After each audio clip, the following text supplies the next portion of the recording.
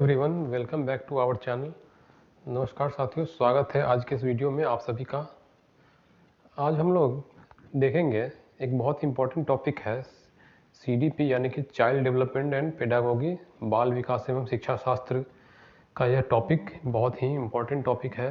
इससे हर एक साल यानी कि सभी सीटेट के एग्ज़ाम में 4-5 नंबर का प्रश्न बिल्कुल ही निश्चित 100% पूछा जाता है। तो आज हम लोग मैंने आप लोगों के लिए एक नोट्स तैयार किया है, जीन पियाजे के विकास की अवस्थाओं के सिद्धांत। इससे क्वेश्चन ज़रूर ही बिल्कुल 100% आते हैं, इसलिए मैंने इस पर नोट्स तैयार किया है, पीडीएफ फाइल एक बनाया है आप लोगों के लिए। आज मैं इस पर डिस्कस करने वाला हूं, तो आप लोग बिल्कुल ही लास्ट तक इस वीडियो को देखिएगा। तो आइए स्टार्ट करते हैं। देखिए, जीन पियाजे के विकास के अवस्थाओं के सिद्धांत होते हैं, और उन्होंने देखिए जीन पियाजे जो थे, सबसे पहले मैं बता दूं, जीन पियाजे स्विट्जरलैंड के एक प्रसिद्ध मनोवैज्ञानिक थे। सवाल इस तरह भी आता है, डायरेक्ट पूछ लिया जाता है कि जीन पियाजे कहाँ के मनोवैज्ञानिक थे। तो देखिए, जीन पियाजे थे स्विट्जरलैंड के प्रसिद्ध मनोवैज्ञानिक थे, और उन्होंने बच्चों में बुद्धि का विकास कैसे होता है यह जानने के लिए उन्होंने अपने ही बच्चों पर खोज किया था। जैसे जैसे वे बड़े हुए, उनकी मानसिक विकास की प्रक्रियाओं के बारे में और बारीकी से उन्होंने अध्ययन किया था।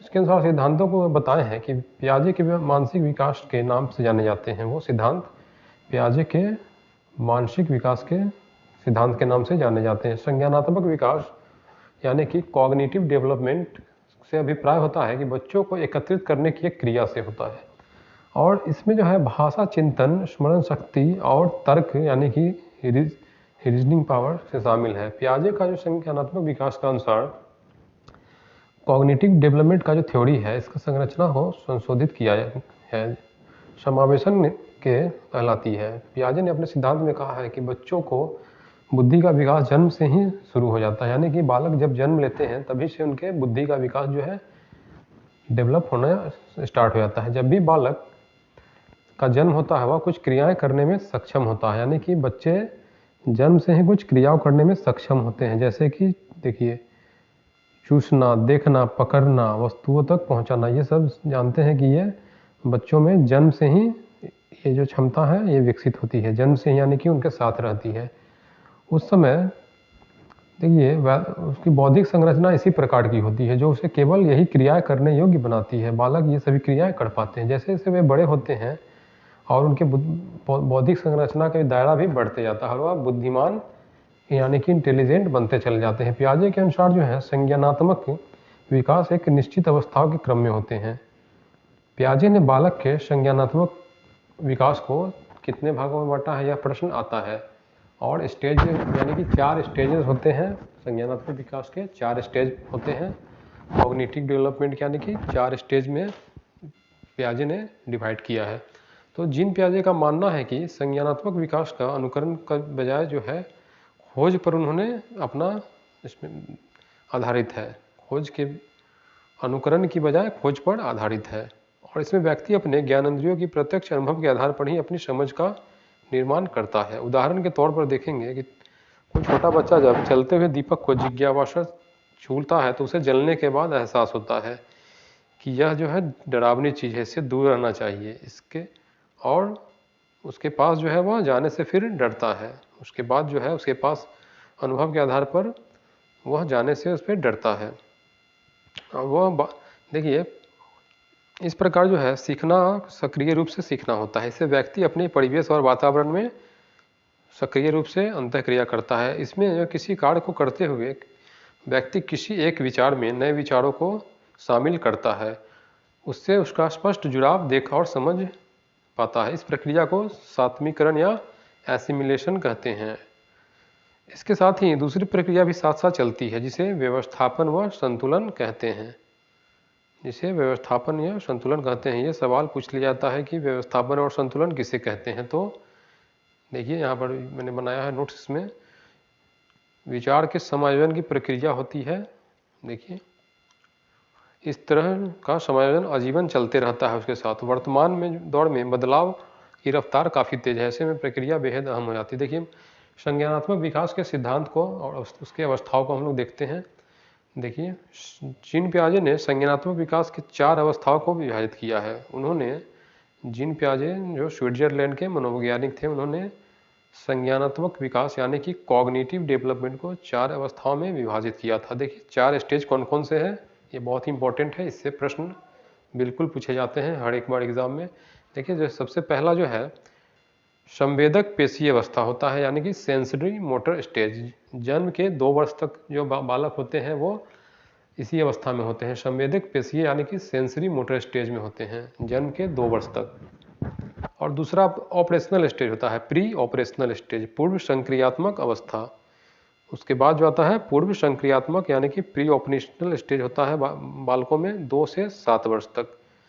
यह जो है 2 से 7 वर्ष तक के दौरान चलता है। और उसके बाद है मूर्त संक्रियात्मक यानी कि कॉन्क्रीट ऑपरेशनल, 7 से 11 वर्ष तक जो है बालकों में होता है कॉन्क्रीट ऑपरेशनल, यानी 7 से 11 वर्ष तक होता है मूर्त संक्रियात्मक अवस्था। अवस्थाओं से बिल्कुल सवाल आने का उम्मीद रहता है, हर एक बार एग्जाम में पूछा जाता है।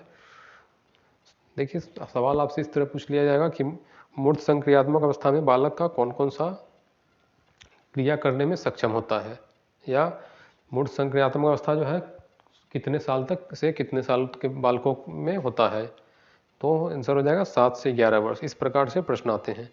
और देखिए लास्ट स्टेज है जीन पियाजे के कॉग्निटिव डेवलपमेंट यानी कि संज्ञानात्मक विकास के सिद्धांत का अमूर्त संक्रियात्मक अवस्था, फॉर्मल ऑपरेशनल स्टेज, यानी कि 11 से 18 वर्ष तक होता है। या कितने वर्षों तक होता है, तो 11 से 18 वर्षों तक।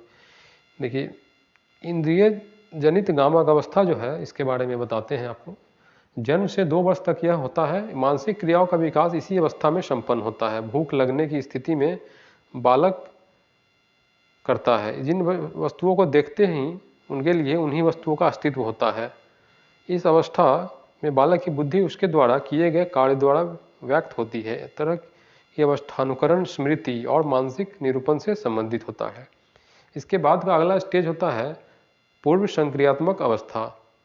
पूर्व संक्रियात्मक अवस्था जो है 2 से 7 वर्षों के लिए होता है बालकों में, 2 से 7 वर्षों तक। इस अवस्था में जो है बालक अपने परिवेश की वस्तुओं को पहचानने लगते हैं एवं उनमें अंतर पहचानने लगते हैं। इस दौरान उसमें भाषा का विकास भी प्रारंभ हो जाता है। लैंग्वेज का जो डेवलपमेंट है वो इसी दौरान, मतलब बालक जो है इसी दौरान भाषा, अपना लोकल लैंग्वेज को सीखते हैं अपने परिवार के परिवेश में।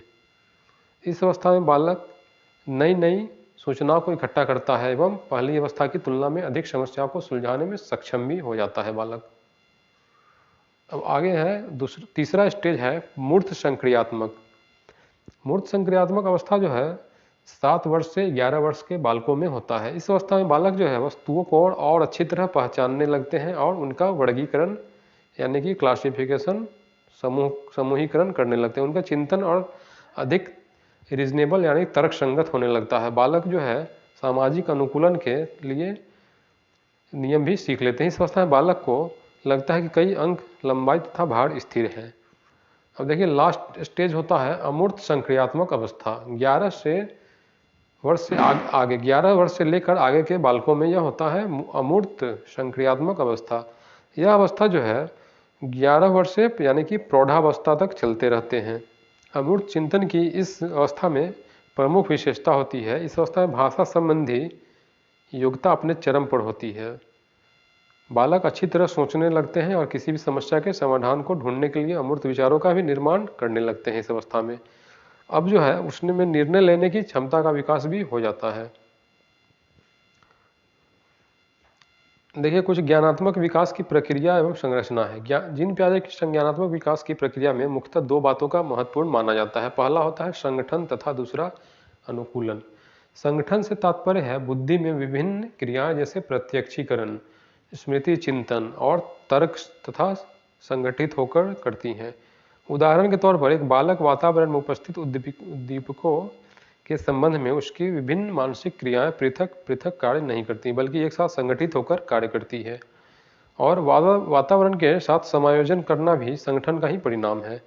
संगठन व्यक्ति एवं वातावरण के संबंध को आंतरिक रूप से प्रभावित करता है, अनुकूलन बाह्य रूप से प्रभावित करता है। देखिए यहाँ पर संगठन जो है व्यक्ति के एवं वातावरण के संबंध को आंतरिक रूप से प्रभावित करते हैं, जबकि अनुकूलन जो है यह बाह्य रूप से यानी कि बाहरी रूप से प्रभावित करते हैं।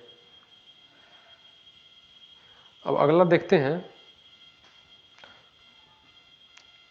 तो फिलहाल दोस्तों इस वीडियो में इतना ही रहने देते हैं, फिर आगे देखेंगे।